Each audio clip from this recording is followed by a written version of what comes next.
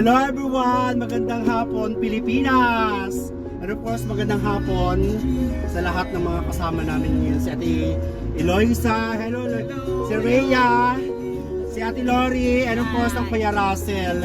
And sa lahat po na bumubuo ng Bangon Baliteños, maraming salamat po sa inyong lahat. Ano nga po, mamaya po, kami po may pupuntahan ngayong araw. Ito po ay mula sa Hernandez family. Kay paring Chito. Thank you so much po Hernandez family. Kagagaling Chito namin and sa Hilda. kanyang bahay, and then maya mamimigay kami Ito po ay bahagi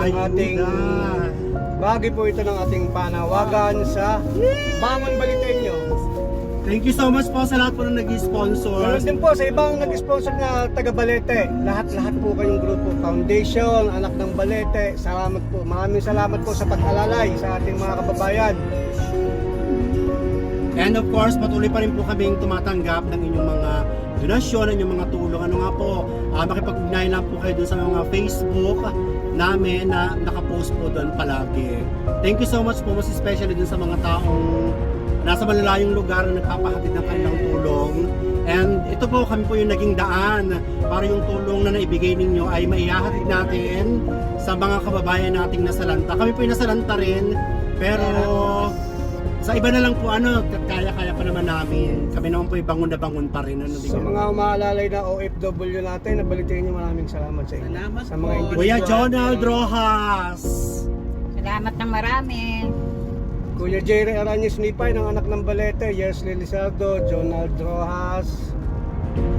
Sa inyong lahat, maraming salamat. Pati sa mga hindi nabanggit, at ako nagdadrive, kaiisip ipa sumabi. Sa mga volunteers, Kuya Russell, volunteers ang tawag sa atin, di ba? Pwede din ako Sa mga magsalita. volunteers na Una po ay nagpapasalamat ako sa mga batang Baliteño. Kasi po kayo ang naging